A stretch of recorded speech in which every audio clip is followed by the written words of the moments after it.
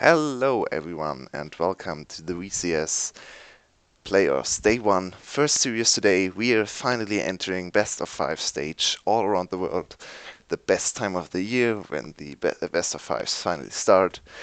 That's the real format of League of Legends in my opinion. We see in-series adaptation, matter developing just around a few games and all the possibilities in the best of 5s. Will the team adapt? Will they stick to their pre-planned picks? Will we see something like 2016 H2K against Splice, where they picked the same top lane matchup 5 games in a row and didn't want to adapt a single bit? So looking at this, we are on 9.6 and we are still 10 minutes away from the game. I want to look at a few stats before we jump right into this best of 5 between Evos and Friends Forever. Third place against fourth place.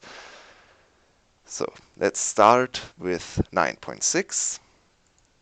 Champions played in Season 9, 9.6. I've opened up Games of Legends to look at a few statistics so far. There are only a few leagues with play on 9.6 already, a few minor regions as well as LCK this week, the series from yesterday's LEC games, and a few NA Academy games as well. Today we'll see another LEC series, another the first NA LCS series on 9.6, so there's still a lot to learn, but the early statistics show us that Sylas is still the #1 pick, the only champ with 100% presence, and I fully believe this will continue at least in Vietnam today. There are a lot of good Sylas players, especially the two mid laners today, Artifact as well as the A1. Looking at that champion, side lane pressure, very good team fighting, scaling, very good laning. He just has everything, and he's too strong in the moment. Will get nerfed next patch once again. Got a little bit of a nerf in this patch, but it didn't really affect him too much. 80% win rate, not that big of a thing to look at because it's only 4 wins to 1 loss. So the big thing is almost no team wants to let this champ through. It's 33 bans to only 5 picks. So we've seen 38 games so far on this patch.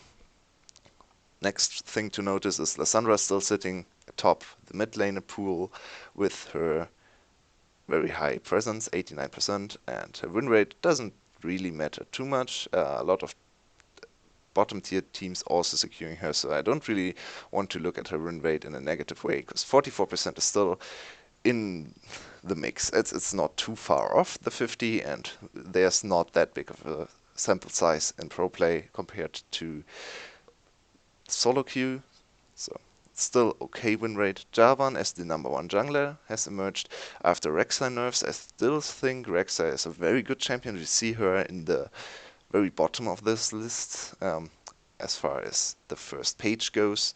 She is still played a lot, 42% presence, 42% win rate, so Rek'Sai is still one of the strongest junglers. Jarvan seems to have been secured as the #1 spot so far. There's Braum as the first support, rising up. Still a very good pick. Interestingly, higher priority than Galio. I felt like Galio was the #1 pick in 9.5, but so far it's Braum for 9.6. Very good laning pairing with a lot of champions. Safe lane, good scaling as well. Maybe a bit safer than the Galio in terms of pure 2v2. Then we see the Rise coming in. One of the strongest split pushers, in my opinion, one of the absolute strongest top laners, has almost no champ you can play into him, and his team fighting from top lane is much better than from mid lane, in my opinion. What I mean by that, maybe we'll get to see this in the series and I can elaborate on that statement a bit more. Don't want to go too far into that. Lucian still #1 ADC. There's Wayne coming in at #2 with 10 bans, 9 picks only, and 50% presence overall. Let's see if Wayne will get played today again. Jace has fallen a bit. Another interesting stat, 47%. If you look at VCS, let's take a quick look. VCS on 9.5, because today is the first day of 9.6. We see Jace immediately sitting at top. 97% presence, only one game not being picked or banned. So he fell down a lot on the global average, and we'll have to see if Jace falls in priority today in our series as well. So far, he has been the biggest priority champ in Vietnam. So let's look down a bit further. We see LeBlanc still getting played, or banned, I have to say, because she has only been played 3 times, lost all 3 of the games. I expect her presence rate to fall down more and more in this patch, because I don't really think she's too good right now. Then we get to Rakan, 89% win rate, and a lot of presence as well, and especially if you consider that Zarya rose to 37% presence rate as well. That bot lane is one of the biggest priorities. Looking at the win rate, we see 100% win rate for Zarya, 89% for Rakan, only losing the one game he was not paired with Zarya. I would expect seeing those statistics, 8-0 for Zarya, 8-1 for Rakan. This bot lane will be one of the biggest selling points in bot lane, one of the safest blind pickable bot lanes, and might see that one a lot. Kai'Sa and Kalista still high in the priority list as ADCs as well. And then there's Kayle. Kayle may be one of the most interesting champions. 8 picks, 6 bans, 37% play rate overall, or presence rate, I should say. 4-4 so far in game score, and I'm not sure if we will see Kayle today.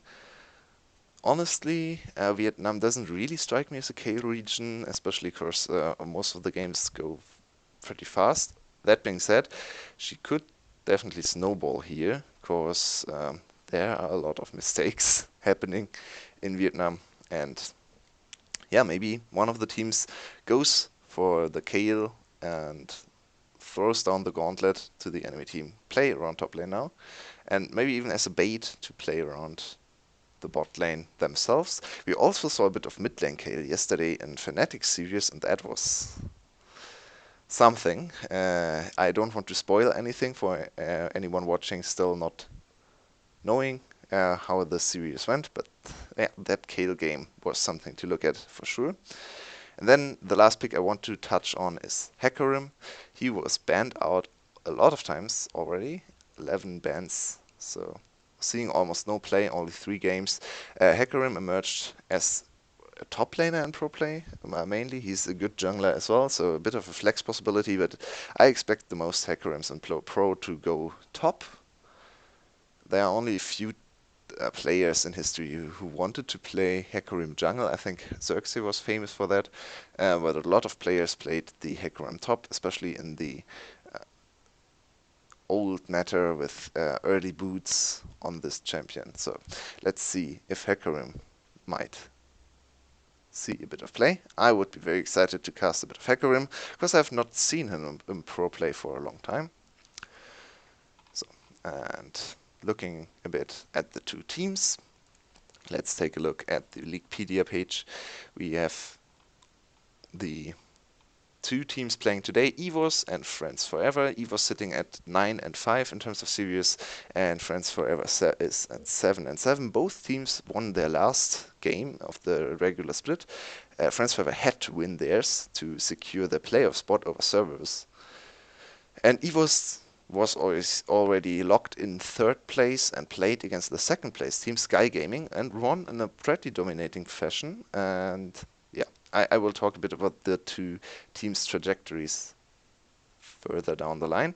We see EVOS sitting on the same win rate in terms of games as the 2nd place team with 62%, 1 series less secured. And they are looking at Sky Gaming to challenge them. And Friends Forever only stand in their way now in the 1st series. They don't want to be bothered too much. But EVO is definitely the favorite today, coming in as the 3rd seed with side selection, I would suppose. Don't want to say that for sure, because I don't know, but it's mostly side selection going to the team that is coming in with a higher seed. And EVOS is an interesting team. We know a lot of players from this team. If you watch VCS today for the first time, you might recognize the names Stark, Yijin, Slay, and Yulwei. Those four players were on EVOS last year when they went to MSI and secured 3 game victories. They've only exchanged their mid laner, and it's Dia1 now, the starting mid laner. Rookie coming into this split, and he has shown a lot of good performances. One of the key players of the team, in my opinion. EVOS is a very teamfight oriented team. They fall behind early a lot. On average, it's around 200, but the last 4 games they fell behind much farther with 2000 average at 15. In terms of pick and ban strategy, blinding their solo laners is one thing that comes to mind when looking at EVOS. Yijin, their jungler, has not really been able to influence the early game too much in the last few games. They struggle a bit with finding early kills, and that's why they fall behind a lot as well. They look to play around DR1, especially once they fell behind, and try to secure a few kills to get back into the game. He's mostly playing good laning phases, and they want to leverage his lead on the map to get back into the game. They like to engage a lot, especially, or most surprisingly, even when they are significantly behind, they are very decisive in terms of teamfight calling, go for engages all the time, and a lot of times they come out ahead. Looking at the series against Sky Gaming, they were behind in both games against the number 2 team, and you would expect them to be able to close the game, but Sky got wrecked in all the team fights. EVOS ran over them, and another interesting thing about them, not so much peculiarity of this team, because all of the Vietnamese teams like to go for early Barons, but they call for Baron immediately after getting 1 or 2 kills, and their Baron calls are not the worst. I've seen much worse Baron calls in VCS. A lot of teams just flip the coin, go for the 50-50, especially looking at Friends Forever. But EVOS is a bit more secure. A few 50-50 Barons here and there, but they like to peel off the Baron and attack the con contesters there as well. The players, Stark, for me, not the strongest laning phase. I like to see him on teamfighters. On would be my one champ I would like to see him on. Yijin, the jungler, has struggled a bit in recent weeks. He needs to contain DNK on Friends Forever side for his team to be successful. Dia1, in my opinion, the star player on the team. He's a rookie, and they set up a lot of picks in the mid game around him. His best champs are Rice and Silas and stuff like that, where he can assert pressure in the laning phase and side lane as well as teamfight. So champs that can do everything are the perfect thing for Dia1. They still have a substitute player, Petland. He's a Corki specialist. Maybe we'll see a bit of Corki as well. So I have to check in with the live stream. And there's still a bit of pre-show going on, so I'll talk a bit more about the games. Not really sure how long the pre-show will go. I will check in with the stream every few minutes to not miss a beat in terms of the game starting. So then we have Yulwei, their ADC, who, in my opinion, is a solid ADC. He likes to go for the priority picks: Kalista, Lucian, Tristana, and Kai'Sa, his recently played champs. Kalista, one of the big priorities in EVOS's drafts, and yeah, Yulwei, all around pretty reliable player. They're 2v2 in the bot lane. Goes even, sometimes behind, sometimes ahead. We can't really see a big trend happening there, but I like his team fighting, especially compared to the enemy ADC and Celebrity today, who makes a lot of positioning mistakes. And then we have Ron OP, not the most, what can I say, not the most interesting player maybe. He's just a support, playing the support champs that are meta right now. Galio, Braum, so he's there, I guess. Not too many mistakes from him. Not as flashy as Venus on the other side. And yeah, we'll just see him doing his support stuff. On FFU's side, I already alluded to it before. They are most notable the team that coin flips Baron every game.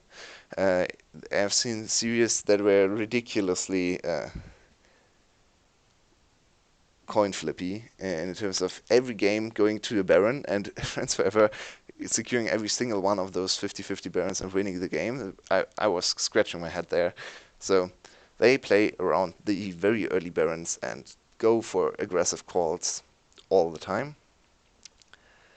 They need to play around bot lane to succeed, in my opinion. I've seen a few games where they play around King J, their top laner, but his laning phase is not the greatest as well. So I think both top laners today, um, although there's another one sitting on the bench for FFQ, if not starting, Hani. But I expect King J and Stark to face off in the top lane, and both of these players don't strike me as the big carries, as opposed to our top team in VCS with Zeros slotting in the top lane. He is one of the big carries, but I would like to see less top lane focus, especially from Friends Forever, who try to play around top lane quite a bit, but they don't really succeed doing so. Their bot lane is a strong 2v2 if played around, a big win condition for them, especially if the game ends shortly after laning phase. I have talked about that a bit as well. As Celebrity, not the best team fighter, his laning phase can be very strong, especially if he's on his Kalista, which he has played a lot in the recent memory. Venus is support, one of the best players on the team, in my opinion. Looks for roam plays quite early on, has a lot of weird counter picks, especially the Poppy support, one of my personal favorites, because I like to play her as well. Slotting into things like Alistair, and he will roam all around the map and kill everyone he can see with his Poppy.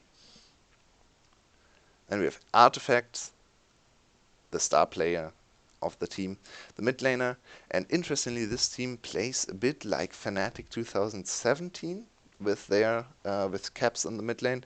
Artifact is not being played around, and Artifact has to roam to the other lanes to facilitate them. He's still one of the strongest players in the team. Where do I have the here? These are the Artifact stats. He's ahead in gold, experience, and CS.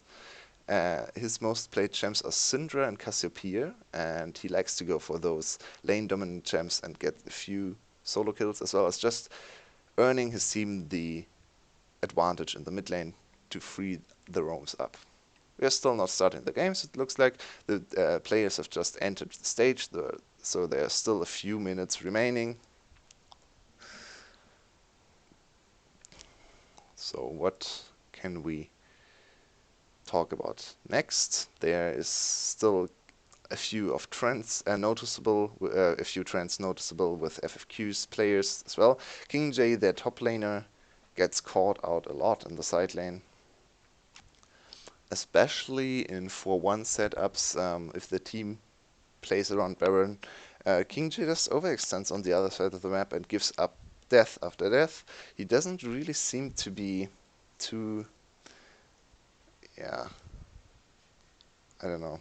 He's just not the biggest brain player, I guess. He gets out of position all the time. So another reason I want to see him on a champ that is able to group, maybe a tank, maybe an on, something like that. So let's see how that goes.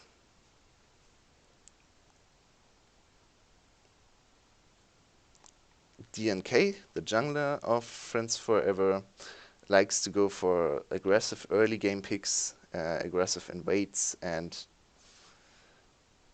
gets his team an advantage. And most of the time, we have seen him play Rek'Sai a lot. He also goes for other aggressive junglers. His pool is pretty big. No, not a whole lot of Nidalee, I think. I will talk about Nidalee soon. But yeah, he needs to stop dying in the later stages of the game. He has thrown away games just engaging and engaging, running it down, seemingly respawning and instantly dying again against Cerberus in the second game. So DNK has to work a bit on his overall death statistic, I think. So now let's look at VCS once again. terms of picks. And we can see, where does she come at? Nidalee. Nidalee, 14 picks, 24 bans, 28% presence. Considering Nidalee is not really played anywhere else, that's an insanely high number. Sorn, the jungler of Cerberus, sitting on, I think, 7 Nidalee games alone.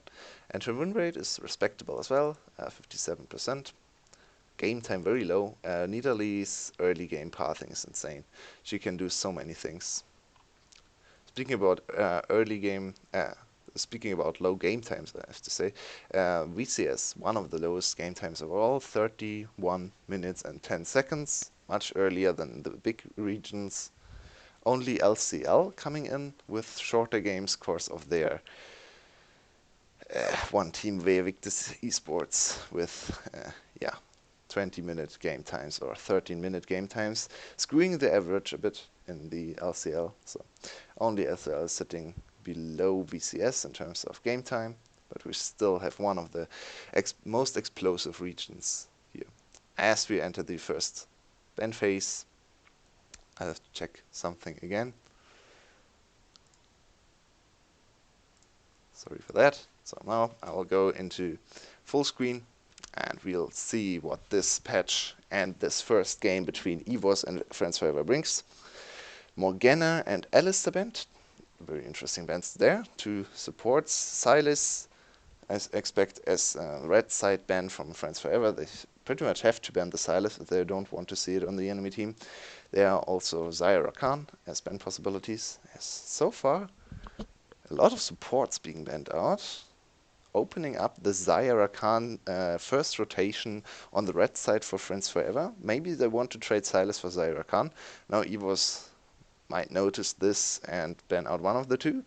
No, it's the Vayne. Another presence pick for Vayne in this game.